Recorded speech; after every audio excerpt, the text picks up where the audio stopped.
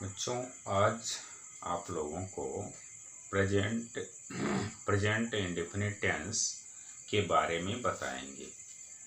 इसके पहले हमने वाज वेयर का प्रयोग पढ़ा दिया है और हैज हैव हैड का प्रयोग पढ़ा दिया है।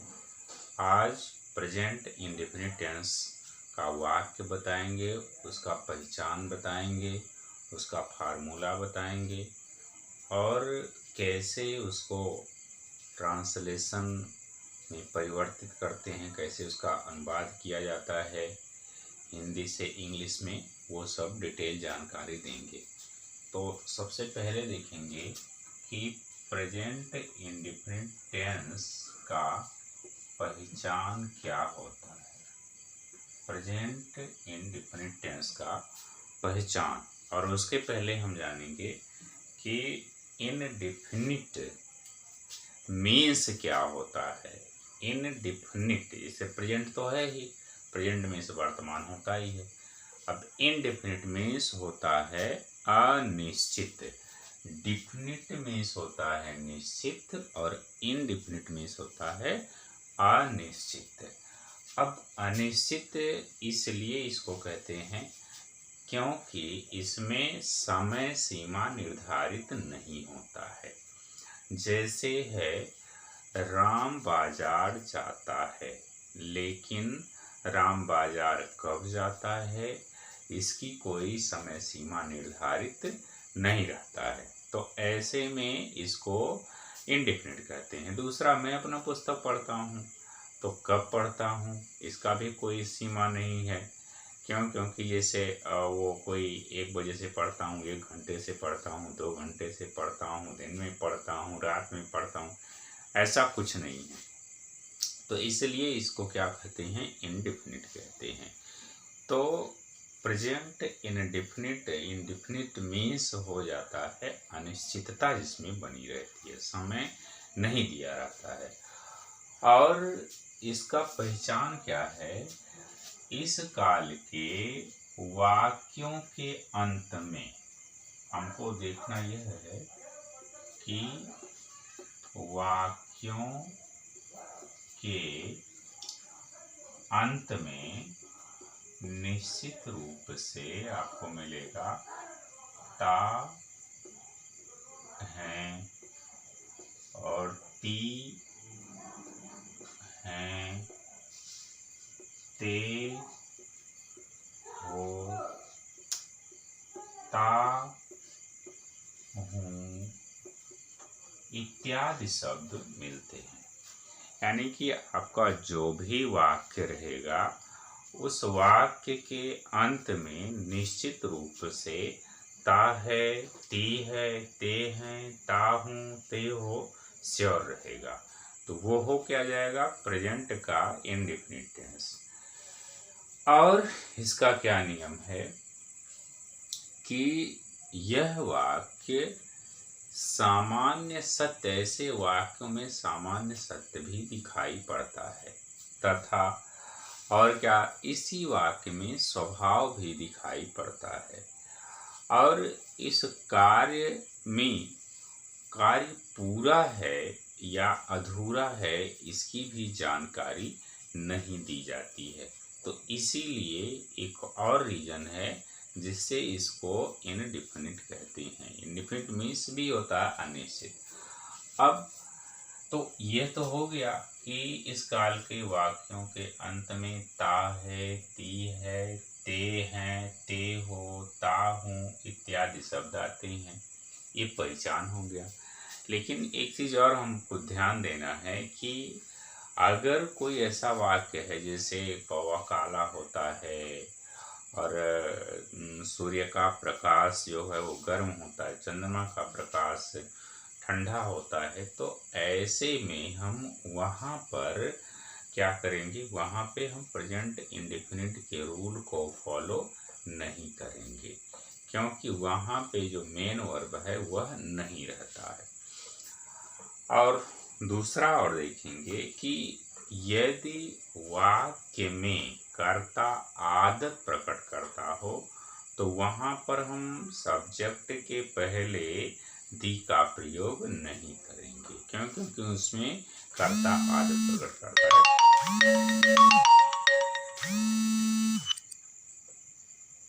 कि क्यों? क्योंकि उसमें कर्ता आदर प्रकट करता है। और दूसरा है, यदि वाक्य में यथार्थ सत्य होने वाली बात हो, यानी कि जो हमेशा हमेशा के लिए सत्य हो, तो वहाँ पे हम दी का प्रयोग करते हैं। जैसे सूर्य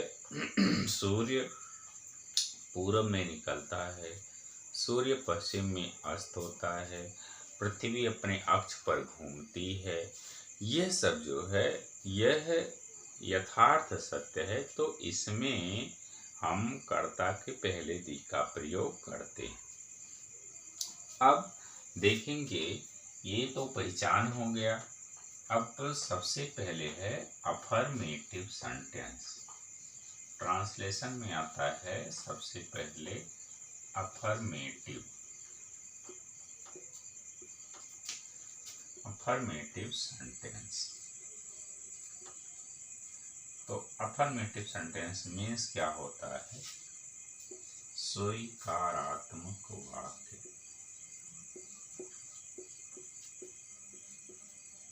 स्वीकारात्मक वाक्य। अब स्वीकारात्मक वाक्य का मतलब क्या होता है?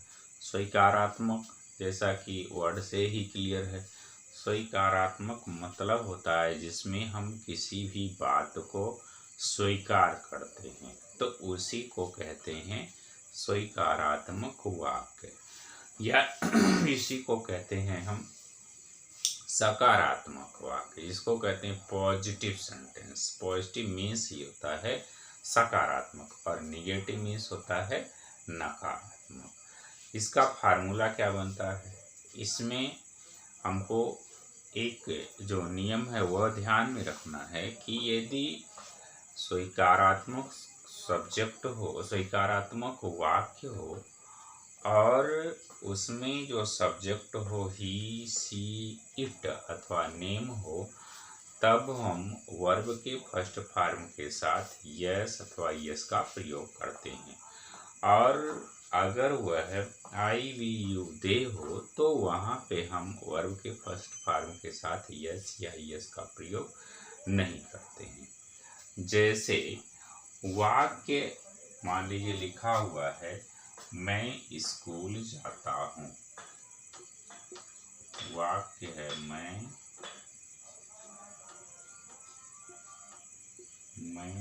स्कूल जाता हूँ।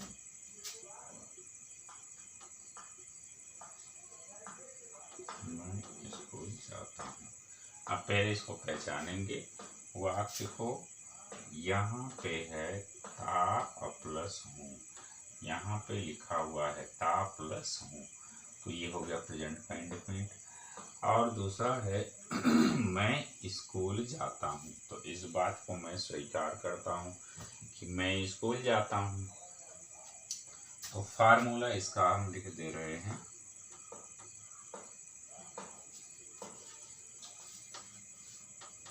फार्मूला। अब फार्मूला में हो जाएगा, सबसे पहले लिखेंगे सब्जेक्ट और उसके बाद लिखेंगे वर्ब का first form plus yes ORES और प्लस ऑब्जेक्ट। ये इसका हो गया formula.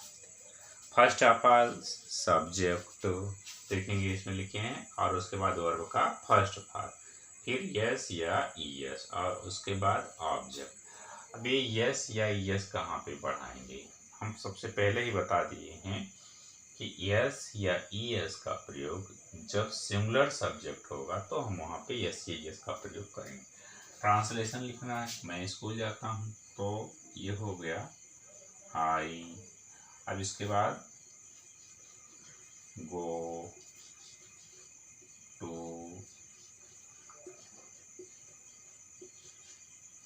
I go to school.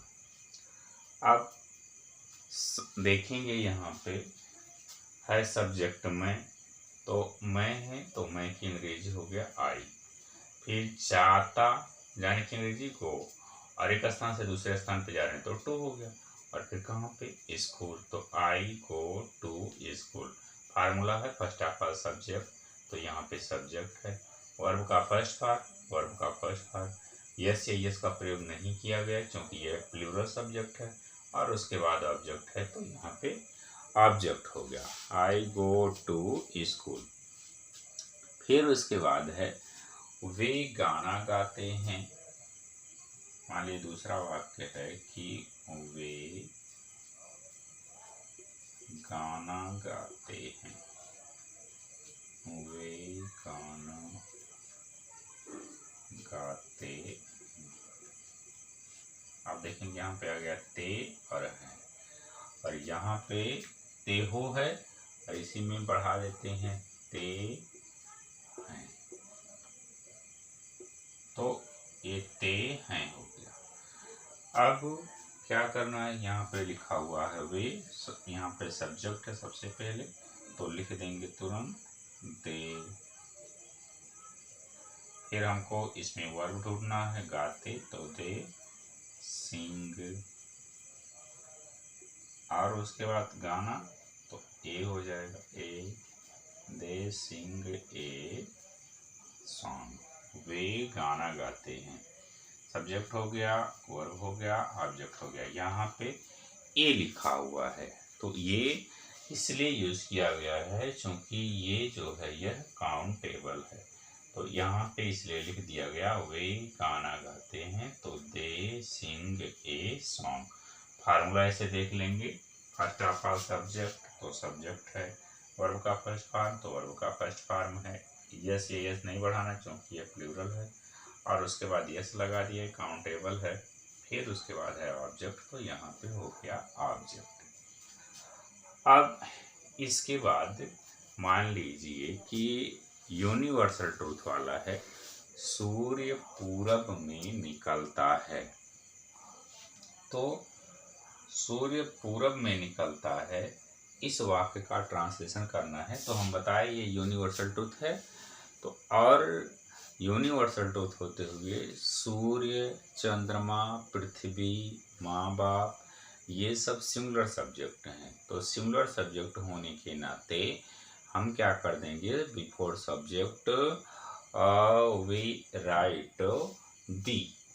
तो क्या करते हैं, सूर्य पूर्व में निकलता है, तो लिख देंगे यहाँ पे द और सन, और सिंगुलर है इसलिए राइजेज, द सन राइजेज कहाँ पे, इन, और उसके बाद द, इन द, और यहाँ पे लिख देते हैं इन द ईस्ट। अब देखेंगे ये इतना सब्जेक्ट हो गया और ये मेन वर्ब हो गया, राइज है और यस बढ़ा दिए, यस बढ़ा दिए केवल, तो राइजेज हो गया। इन में और द ईस्ट, क्योंकि ये क्या है, ये डायरेक्शन है, और डायरेक्शन होने के नाते इसी यहाँ पे हमने दी का प्रयोग कर दिया है। तो ये हो गया यथार्थ, रियल ट्रुथ जो होता है, यूनिवर्सल ट्रुथ जो होता है। अब उसके बाद मान लीजिए कि अगर वह वाक्य है जिसमें कर्ता आदत प्रकट करता है, तो कुत्ते भौंकते हैं अगर है, तो हम उसमें लिख देंगे डॉग्स बार्क। डॉग्स कुत्ते हैं, तो डॉग्स बार्क। अब इसमें क्या पता चलता, यह जो वाक्य है यह हैबिचुअल है, और ये जो वाक्य था इसमें क्या था, इसमें यूनिवर्सल, यूनिवर्सल ट्रुथ था, या इसे हम कह सकते हैं रियल ट्रुथ, रियल ट्रुथ जो हमेशा हमेशा के लिए सत्य है। और ये क्या हो जाता है, ये हैबिचुअल हो जाता है, ये आदत से संबंधित हो जाता है। कुत्ते रात्रि में भौंकते, ये उनकी आदत है। और यूनिवर्सल ट्रुथ है मतलब होता है कि ये यथार्थ सत्य है, तो इसलिए हमको यहाँ पे दी का प्रयोग करना है। तो इस प्रकार से हम देखेंगे कि अगर वाक्य प्रेजेंट का इंडेफिनिट है, तो प्रेजेंट का इंडेफिनिट है तो उसका पहचान है कि वाक्य के अंत में ता है, ती है, ते हैं, ते हूँ, ता हूँ इत्यादि शब्द निश्चित रूप से आएंगे। कहाँ पे आएंगे? अंत में आएंगे। अब उसका अगर ट्रांसलेशन करना है, तो अगर ट्रांसलेशन करना है तो ट्रांसलेशन करने के लिए हमको सबसे पहले चाहिए कर्ता अर्थात सब्जेक्ट, और उसके बाद चाहिए क्रिया, और उसके बाद चाहिए ऑब्जेक्ट। तो जिस वाक्य को हमको कर्ता और क्रिया और कर्म पहचानने के लिए, वैसे हम कर्ता के बारे में बता दिए, क्रिया के बारे में बता दिए और कर्म के बारे में बता दिए, फिर भी एक बार पुनः देखेंगे कि जो वाक्य हम हिंदी में लिखते हैं तो हिंदी में हम सबसे पहले लिखते हैं कर्ता, और उसके बाद लिखते हैं कर्म, और उसके बाद लिखते हैं क्रिया। ये हिंदी का नियम है, यानी कि यस प्लस ओ और प्लस वी। और जब इंग्लिश में लिखते हैं तो इंग्लिश में सबसे पहले हम लिखते हैं सब्जेक्ट, उसके बाद लिखते हैं वर्ब, और उसके बाद लिखते हैं ऑब्जेक्ट। तो इस प्रकार से आपका हो गया अफर्मेटिव सेंटेंस। अफर्मेटिव सेंटेंस में हमको ध्यान रखना है कि अफर्मेटिव सेंटेंस में हम किसी भी बात को एक्सेप्ट करते हैं, उसमें स्वीकार करते हैं, और उसमें यदि जनरल ट्रूथ हो तो क्रिया के साथ सब्जेक्ट के साथ, कर्ता के साथ क्या करते हैं, कर्ता के पहले हमको दी का प्रयोग करना होता है, और साथ ही साथ यदि वो कर्ता सिंगुलर है तो क्रिया के साथ यस बढ़ा देते हैं, और यदि वह हैबिचुअल सेंटेंस हो तो वहाँ पे क्या करते हैं, वहाँ पे सब्जेक्ट के पहले दी का प्रयोग नहीं करते हैं। जैसे हम यहाँ पे लिखे हैं डॉग्स वॉक। अच्छा, मान लीजिए दूसरा वाक्य, चिड़िया आकाश में उड़ती हैं, उड़ा करती हैं। Birds fly in the sky, चिड़िया आकाश में उड़ती हैं, तो ये उनकी आदत है। कुत्ते भौंकते हैं, ये उनकी आदत है। तो इस तरह से इसका जो फार्मूला है वो है, यह सब्जेक्ट लिखेंगे और आपका फर्स्ट फॉर्म लिखेंगे, यस या यस लिखेंगे, और उसके बाद ऑब्जेक्ट लिख देंगे। इसी पे अफर्मेटिव सेंटेंस आ जाएगा। अब इसके बाद हम बताते हैं नेगेटिव सेंटेंस। कितना मिनट भेजा देखेंगे। अब देखेंगे हम नकारात्मक वाक्य। नकारात्मक वाक्य का एक पहचान है कि वाक्य के अंत में नहीं और या फिर कभी और नहीं, ये दो शब्द जरूर मिलेंगे, नहीं अथवा कभी नहीं। अब इस नहीं का अंग्रेजी हम लिखेंगे नॉट, और कभी नहीं की अंग्रेजी लिख देंगे नेवर, NEVER। अब कैसे इसका ट्रांसलेशन करेंगे? फार्मूला इसका है, सबसे पहले हम लिखेंगे सब्जेक्ट, और उसके बाद लिखेंगे डू अथवा डज, और उसके बाद हम लिखेंगे नॉट। तत्पश्चात वर्ब का फर्स्ट फॉर्म और प्लस लिख देंगे ऑब्जेक्ट। ये फार्मूला यूज करने के पहले हमको यह समझना होगा कि कहाँ पे हम डू का प्रयोग करेंगे, कहाँ पे हम डज का प्रयोग करेंगे। तो डू का प्रयोग उस स्थान पे करेंगे जब हमारा कर्ता प्लूरल होगा, यानी यदि कर्ता आई, वी, यू, दे हो तो वहाँ पे हम डू का प्रयोग करेंगे। और यदि कर्ता सिंगुलर सब्जेक्ट होगा, यानी कि ही, सी, इट, नेम होगा, तो वहाँ पे डज का प्रयोग करेंगे।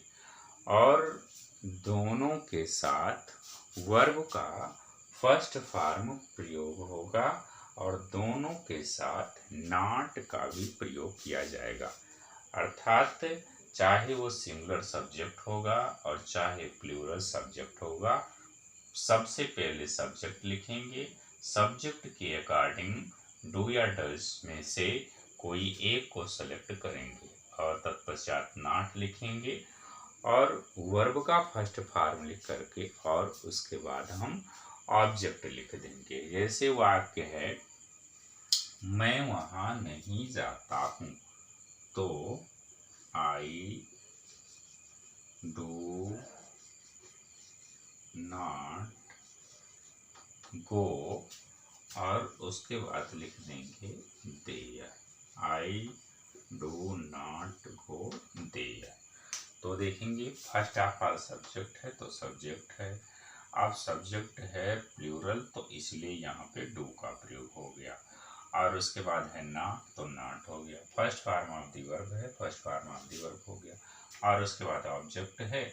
तो अब यहाँ पे ऑब्जेक्ट देयर है उस स्थान पे है तो ये यहाँ पे आ गया है। तो मैं वहाँ, या फिर है यहाँ देयर हो तो वहाँ, हियर है तो यहाँ, देयर है तो वहाँ, तो मैं वहाँ और उसके बाद नहीं जाता हूँ। अब एक चीज़ हमको और ध्यान में रखना पड़ेगा कि यदि वह वाक्य प्रेजेंट का इंडेफिनिट टेंस है तो प्रेजेंट के इंडेफिनिट टेंस में रहने के कारण हम इज, एम, आर का प्रयोग हैं, हूँ, हो के लिए नहीं करेंगे, क्योंकि हर एक वाक्य में हैं, हूँ, हो जरूर आएगा। तो हैं, हूँ, हो की अंग्रेजी हम इज, एम, आर का प्रयोग करके नहीं लिखेंगे। इज, एम, आर का प्रयोग हम पहले बताए हैं और वहाँ पे हमने यह बता दिया है कि इज, एम, आर का प्रयोग हमको कहाँ पे करना है, कहाँ पे नहीं करना है, पहचान में बता दिए हैं और फिर बता रहे हैं। अब ये हो गया कि मैं वहाँ पे नहीं जाता हूँ। अब मान लीजिए दूसरा कोई वाक्य है, मैं पत्र नहीं लिखता हूँ, तो ये हो जाएगा आई और उसके बाद to not write a letter, I do not write a letter, मैं पत्र नहीं लिखता हूँ। तो ये भी वही प्लूरल सब्जेक्ट हो गया। तो प्लूरल सब्जेक्ट हो गया। हम मान लीजिए सिंगुलर सब्जेक्ट लिखना है, वह प्रतिदिन शाम को समाचार पत्र पढ़ता है, तो ही नहीं पढ़ता है, तो ही डज नॉट रीड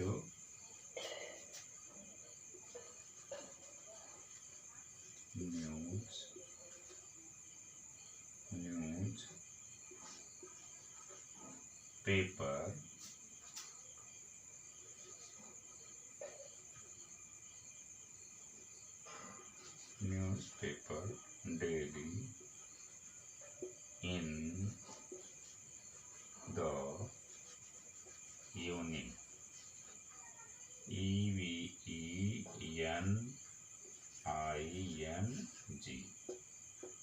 अब इसको मिलाएंगे। ही फर्स्ट ऑफ ऑल सब्जेक्ट तो सब्जेक्ट है, डू डज तो डू डज में से डज हो गया, नॉट है तो नॉट है। अब यहाँ पे हमको यस यस बढ़ाना नहीं है क्योंकि ये निगेटिव है। रीड क्या नहीं पढ़ता है, न्यूज़पेपर। कब नहीं पढ़ता है, डेली, और उसका भी समय है इन द इवनिंग। फिर दूसरा वाक्य है, मान लीजिए कि वह पत्र नहीं लिखती है, तो she does not write a letter, she does not write a letter, वह पत्र नहीं लिखती है। और ये तो सिंपल सा वाक्य हो गया जिसमें नहीं आता है।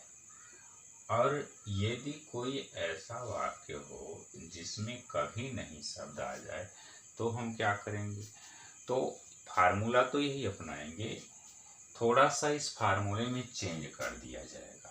फार्मूला में चेंजिंग क्या होगा, ये डू और डज नॉट का प्रयोग वहाँ पे नहीं होगा।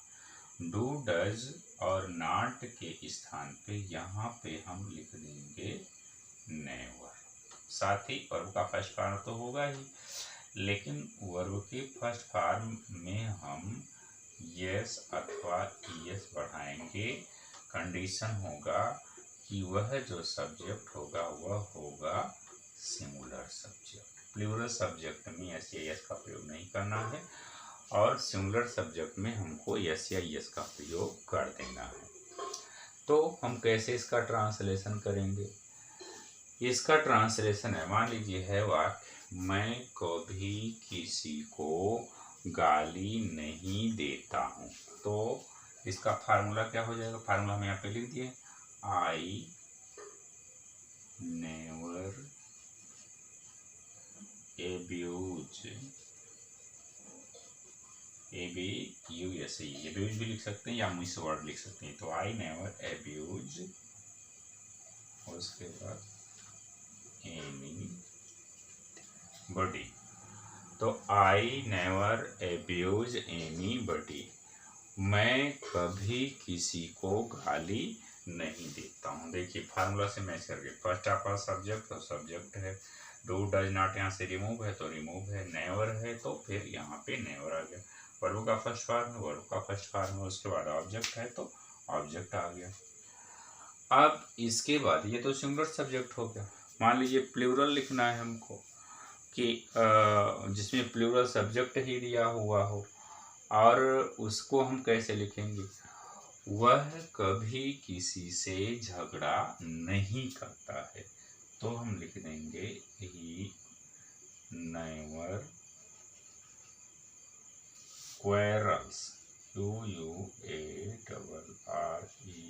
क्वेरल्स, और हो गया विथ एनी, वह कभी, यहाँ पे सब्जेक्ट है, उसके बाद नेवर है, और का फर्स्ट फॉर्म, इसमें यस बढ़ा दिया गया, और विथ एनीवन, वह कभी किसी से झगड़ा नहीं करता है। तो इसका दो फार्मूला बन गया, एक यह है और एक इसी को रिमूव करके नेवर लगा करके वर्ब के फर्स्ट फॉर्म में यस या यस का प्रयोग करके, और उसके बाद ऑब्जेक्ट। तो ये हो गया निगेटिव सेंटेंस।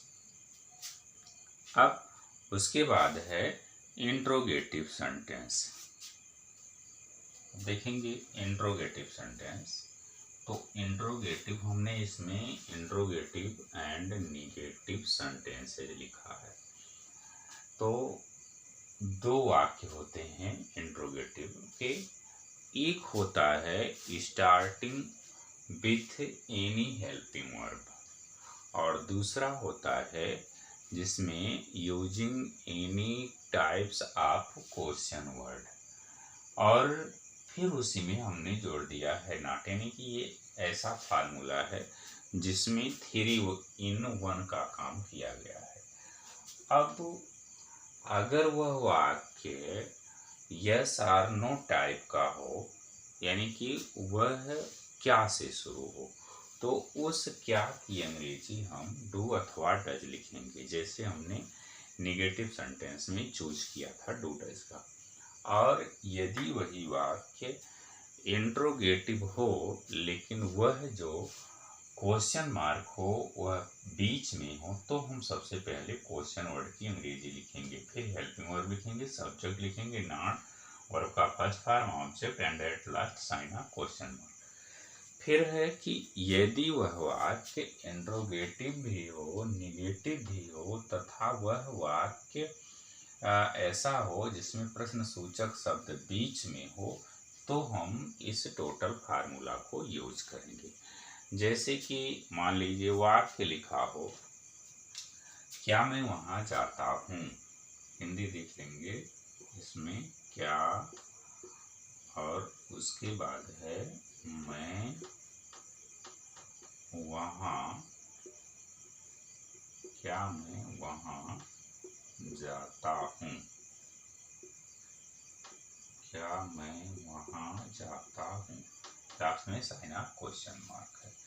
वाक्य का स्टार्टिंग है क्या से और सब्जेक्ट है मैं, तो इसलिए हम यहाँ पे लिख देंगे डू, और सब्जेक्ट है आई मतलब मैं, तो डू आई गो और there, sign of question mark. अब यहाँ से इसका फार्मूला यहाँ से लेंगे, हेल्पिंग वर्ब तो हेल्पिंग वर्ब, उसके बाद सब्जेक्ट है नॉट नहीं लिखेंगे, वर्ब का फर्स्ट फॉर्म है वर्ब का फर्स्ट फॉर्म, और ऑब्जेक्ट है, और फिर यहाँ पे लास्ट में साइन ऑफ क्वेश्चन मार्क है, तो लास्ट में हम यहाँ पे साइन ऑफ क्वेश्चन मार्क लगा दी। फिर यदि वह कोई दूसरा वाक्य है, ये तो सिंगुलर सब्जेक्ट का हो गया। अब मान लीजिए प्लूरल शब्द हो कि हरी रात में वहाँ नहीं पड़ता है, या कोई भी वाक्य हो, हरि हो, राम हो, वह हो, राम रात्रि में वहाँ, उसके बाद है क्यों, वहाँ क्यों नहीं पड़ता है, राम रात्रि में वहाँ क्यों नहीं पड़ता है, वह रात्रि में वहाँ क्यों नहीं पड़ता है, श्याम रात्रि में वहाँ क्यों नहीं पड़ता, ऐसा कोई वर्ड हो तो अब देखेंगे यह इंट्रोगेटिव भी है और प्लस निगेटिव भी है।